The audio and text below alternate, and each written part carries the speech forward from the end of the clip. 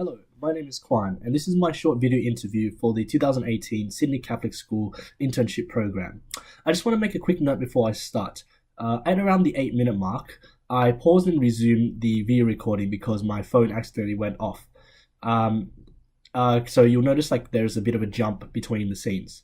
Now consider it my lesson learned that I will from now on always have my phone on silent when I enter a classroom. So my video interview will begin now.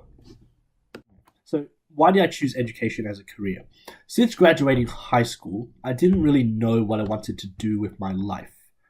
However, after a few years of exploring different things, of learning about myself, I came to the conclusion that I had a passion for mathematics and I loved to share my knowledge with other people.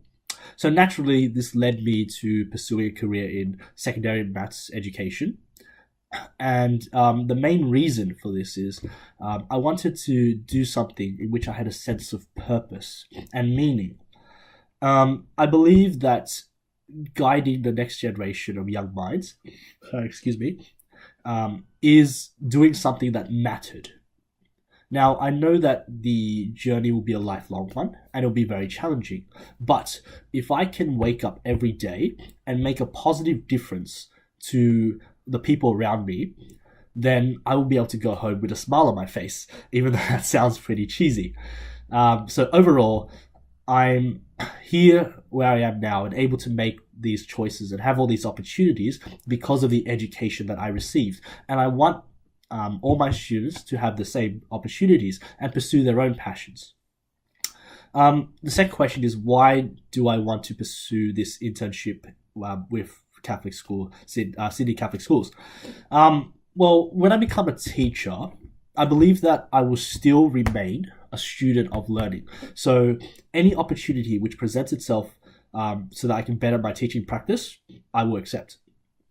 The reason for this is I want to become a more successful teacher in order to better serve my students and also the school community. What also drew me to this internship is that I will be mentored by an experienced teacher, and I think that this experience is invaluable for me as a new beginning teacher. So after completing my first practicum at a Catholic school, I really enjoyed my experience there. And this was largely because the students were very respectful and friendly. And the staff were also very kind and supportive. Now, I think that this stems from the school culture or the school ethos. And I believe that from experiencing it, that it's so fundamental, so foundational to a productive learning environment. And it's a place that I happily work at in order to grow and learn. And the final reason is that I really want to apply all the things that I've learned at university to the classroom. Now, I've learned all these evidence-based practice, all these evidence-based practices, but I haven't really had the opportunity to apply all of them, or a lot of them. And really, I think it depends on situation by situation. Not all students are the same. Not all classes will be the same. So it'll be a chance for me to work out what really works for me and a particular group of students. The next question is, why is it important to teach maths and science in schools? Now, I think that teaching maths and science in schools to students at a young age exposes them to mathematical and scientific concepts, which will hopefully pique their interest and curiosity and encourage them to pursue a career in a STEM-related field. For example, like becoming an engineer or scientist or maths and science teaching even. So unfortunately, the research shows us that there is a decline in the number of students that choose to pursue these courses at a tertiary level. And one of the reasons for that is because the students perceive these subjects to be difficult. There's this perceived notion that you have to have some natural ability or talent to take on these courses. And also, students might not be engaged when they were in high school on maths and science. So that's why they are reluctant to take on these courses. And we know that if this trend continues, it will be quite detrimental to the Australian economy. We won't progress. So outside of the second reason is outside of the content that we learn in maths and science, there's also a very practical element to it, and that is the building of high order thinking skills. So things like critical thinking, problem solving, evaluating a solution, assessing a situation, all of these skills and soft skills will be so essential for the students when they enter the workforce, and for them to adapt to the new technology. STEM skills are extremely valuable. Next question is, what are the three strengths which make me a successful teacher? So the first strength that I have is that I'm a very reflective person. I always reflect on my teaching practice and find ways to improve on it, because I believe that through constructive feedback is the only way to improve and become, and accepting that feedback is really the way to become a better person.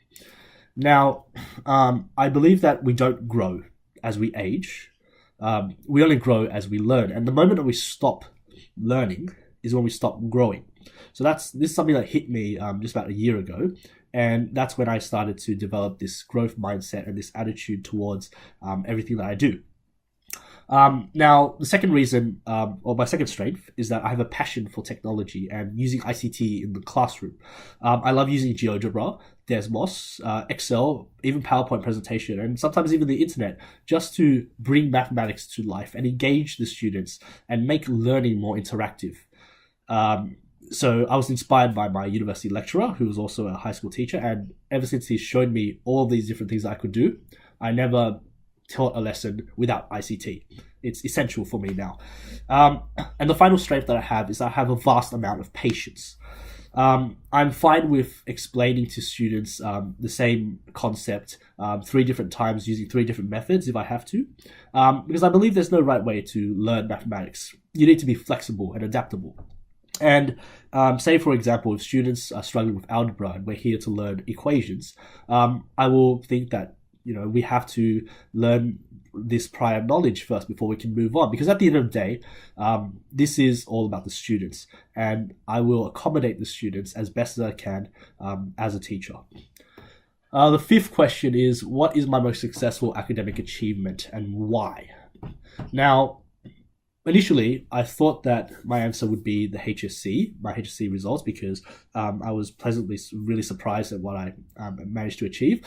But even though that was a significant event, looking back at it now, I think that there was one event where I can now see that it was more of a success, even though it didn't look like it at the time. And this is going to be a little bit of a short story, but this was when I was in year 10, and I was a very mediocre English student. My writing was very shaky. I was very shy, and I didn't really know what was going on most of the time. But there was this one year where I was privileged to have a teacher that I really liked. And the reason why I liked her was because she was very hardworking and dedicated. So I thought to myself, why not try my best this year? Because if the teacher's trying this hard, I might as well try my best and see how far I can go. So to cut a long story short, fast forward a year after all this refining essays, hard work, overcoming challenges and struggles, I received the Dux of English for that year. And I was very surprised. This was me coming from a student who didn't enjoy English and believed that I was only good at maths and science, to a student who believes that with hard work and dedication and perseverance, you can overcome anything. And this was the turning point from when I changed from a fixed mindset to a growth mindset. And I want to instill the same kind of thinking into my students. And this is really that year really helped me write my essays ever since then. For university, at the end of high school, I was really confident in my ability to write, read, and speak. So she was also very inspiring for me to become a teacher. Now, the last question. What can I contribute to the 2018 internship program? Well, the first thing that I would do is I would love to present my ICT ideas because I have such a great passion for using technology in the classroom. So I want to show the other teachers and students on what we can do with the technology that's available to us in order to learn mathematics in a fun, interesting, and engaging way. Um, I would also love to help teachers out with marking assessments and creating assessments because I know how much teachers work and how busy they are. And if I could lighten the load while I'm there, I'd be happy to, which is what I did during my practicum. And I felt really good when the teachers thanked me for helping them out. It was very overwhelming. And the third thing that I will do is I will teach the classes that I've been assigned to the best of my ability. I will treat them as if they're my own classes. And I will ensure that the students learn something while I'm there, and also hopefully be inspired to take on STEM courses. And the last thing that I wanted to do was to be involved, be involved in the development of the new courses in year 11 and 12. So the advanced maths course, the extension 1 and extension 2. I'm coming to teaching at a very turbulent time when there's a massive change in the curriculum.